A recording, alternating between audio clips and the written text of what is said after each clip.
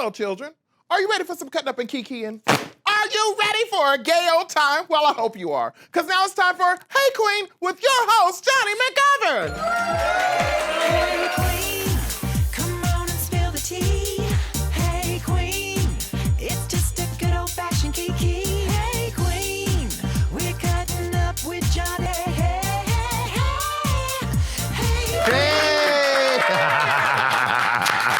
Hello, my incredible interns of the internet, and welcome to another sissy and sassy episode of Hey Qween, with me, your host, Jonny McGovern. Honey, today's show is an epic one. We have a queen who really needs no introduction. You all know her as the quick-witted, pun-intended judge from RuPaul's Drag Race and one of the best celebrity Big Brother contestants ever! The amazing, awesome, and adorable ROSS MATHEWS is with us today! Oh, girl, we got him! But now, before Ross leaps on out here, there's somebody you got to know.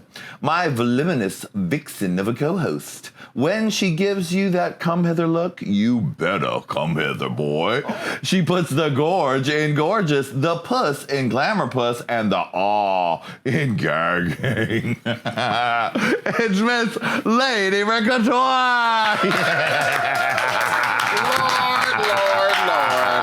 They love to give you life in those introductions. You know what? This fan is just for the bitch who wrote those intros.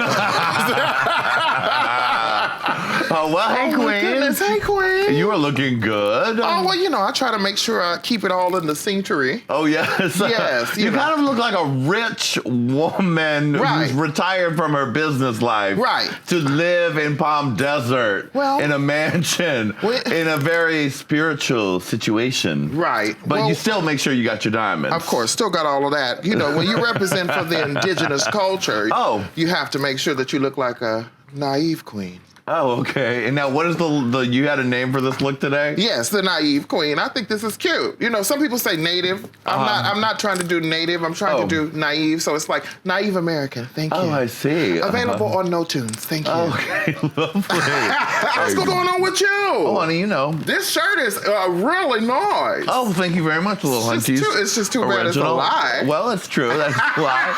I'm chasing them to have them on the show. Right. Maybe not for a long. Right. Well, someone else who is chasing them to go because she loves some kai is our special guest band leader today. Yes, she's back. And welcome, Miss Couture Ambiance and the Go to Bed Wings. Hi. Hi.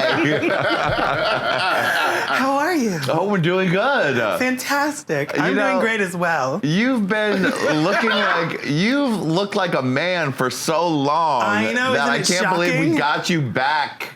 I know. To your drag, and now Lady Red is my witness. Couture grew a beard and I thought she was retiring full time from drag. No, she looked like a railroad conductor or somebody. She's back.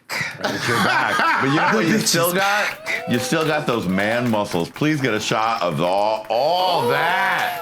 All of that. You are like She-Ra. You're like one of the He-Man She-Hulk. figures. Yeah. She-Hulk. Exactly. Yeah, it's more like She-Ra. For the glory of eternity. All right, well, we've got a big show today. ROSS MATHEWS is in the house, honey. And we're going to be with him right after this very gay break. Hit it, Erica.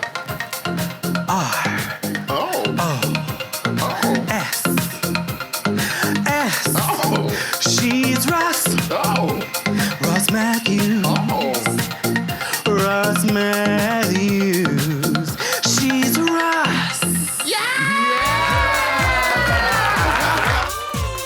Hey Qween. Hey Qween. Yeah. Well, he was first introduced to America as Ross the intern, but honey, now he is more like Ross the boss. He's here, ROSS MATHEWS. I'm so happy happy to be here. Oh my God, honey, we finally got. I know. This has been years in the making. I know. It's like I don't know what I was doing. I just was. We kept saying yes, yes, yes, and then it's tough, with schedule. Yes. But every friend I've ever had in my life has been here and sat with you, and I've been jealous every single time. I'm so happy to be here. Lady Red, we finally got Ross on the couch. Oh, your fan is backwards. Oh, shit. I love a backwards fan. They're my favorite. Literally, Ross, I think every time we would hear about when people would see you from our staff in public, they were like, we saw Ross. We yelled at him. We scared him a little bit. I think in the middle of the street in Palm Springs, I got tackled once or twice. So I'm so thrilled to be here with you. Well, very, very happy to have you here. I can't believe that we're even honestly able to get you on a break from your insane schedule. Well, listen, you guys are like the cool kid table in the cafeteria. Oh. And I'm used to sitting, like, my people are the fat girls. I'm at the fat girl table. So this is very exciting. I thought, where else could I wear this jacket? This is the place to do it. So I'm happy to be here. And I'm especially after what I've been through lately. Have you been watching? Oh, sweetie. Yeah. It's all, okay, so. Go. You go. Celebrity Big Brother. You came, you saw, you slayed the motherfucking game. I did. Thank you very much for noticing. Everybody on the street says the same thing. Ross, you were robbed. And I call Marissa Jarrett Winokur and I let her know that everyone's saying that I was robbed. Right. Because I was. I played a great game. I love Big Brother. Yeah. I went in to play hard, and the celebrities have fragile egos. Oh, yeah. And they didn't vote the gameplay in the end. They voted a little personally. But Yeah. America got it right. Did you see they picked this homo as America's favorite? Thank you very much for getting it right. Exactly. America. Thank Hooray you. for that. So that's the amazing thing. Because you knew the Big Brother game, and you'd obviously done your research on all the other seasons of Big Brother. Yes. Celebrity Big Brothers. This was a huge thing with Big Brother, Celebrity Big Brother coming to America. Yes. And even bigger because Omarosa was right on it, right out of the White House. And I didn't know that she had signed on to do it, and I did it. They kept they kept us isolated once the cast was announced. I didn't know, so I went in there, and when Omarosa walked through the front door, I knew the show was going to be huge because I would watch. Honey, if I wasn't in the house, I would be watching it. Yes. So I thought, well, I gotta talk to that girl. I gotta corner the Big O and try to get the scoop because I knew the cameras would always be pointed in her direction. Right. I knew she had not really had an interview besides like a quick Michael Strahan pit stop since she left the White House. So my goal was to get the scoop. And girl, I did. You did. I So did. take me back to so you're sitting in your comfy sweatshirt. Yeah, that pink little H&M number. Right. Yeah. And now you can't tell what time it is because the lights, do they give you fake daylight and fake darkness? No, we're stuck inside the house, and what's different with the celebrity version, it's so fast forward. So they are turning over the yard for the competitions nonstop. So you don't get to go outside except maybe an hour, and it's just this little courtyard about the size of your desk, and it's covered. So it's at midnight. So I didn't see the sun for 29 days. Like prison time. It was like my time in prison. Yeah, it was much like it reminded me a lot of that. And the only kind of prison that you would go to is with lady celebrities doing your makeup and combing each other's hair. Marissa Jarrett Winokur in the house. And Brandy Glanville. It's the only prison I'm going to. Right, exactly. But I saw her, Omarosa, and I'm fascinated by her because she is a very strong person, and I don't know exactly what it is she does, but she is the best at doing it. Yeah, there's something about Omarosa when she knows how to turn it on, evil, but then she also knows how to like dial it back and seem like so nice and sweet. Well, and we would go toe to toe because I'm nice, but I'm not weak. So people mistake my kindness for weakness a lot. So when she did that, I sort of educated her and let her know I wasn't weak. And so we had this like back and forth together. And then she would like pause and go, "Oh, honey, that was great TV. Great TV." And I was like, "Well, which one's the real Omarosa? You were just yelling at me." Oh my God. No, so I just kind of love her in like a spectator way, because it seems like being in there with her, you got to see all those colors of Omarosa. Yes, I did. A sentence I never thought I would say in my life is, "Omarosa, can you hand me some more toilet paper?" But that is a sentence I have said. Wow. Now, and I meant it. Take me back just to that one moment where you started to get the juice and the tea from Omarosa. You're sitting there. She hadn't said anything to anybody. Now, did you want to be like, Omarosa, did you want to confront her? Because like we all were kind of mad at Omarosa. Yeah. And she acted the fool, and she was kind of crazy bitch during the election where she said everyone should bow down before Trump and all that stuff. Listen, But you held your tongue. The Ross Matthews that lives in the world wanted to go up to anybody who worked in that administration and say, on behalf of the world, what in the hell are you doing? Right. You know, I don't think you represent me to the rest of the world, and you certainly don't represent my interests or my community's interests. Now, just like if you were playing football, right? You wouldn't stop halftime and discuss politics with your opponent. So I didn't feel the need to sort of break down policy with her. What I wanted to do was get the tea. Yeah. I wanted to sit down with her and ask her the question that, truthfully, I think everybody across the world wants to know. Yeah. Are we going to be okay? That's what I wanted to get from her. Her answer was no. What did bitch just say? Did she say no?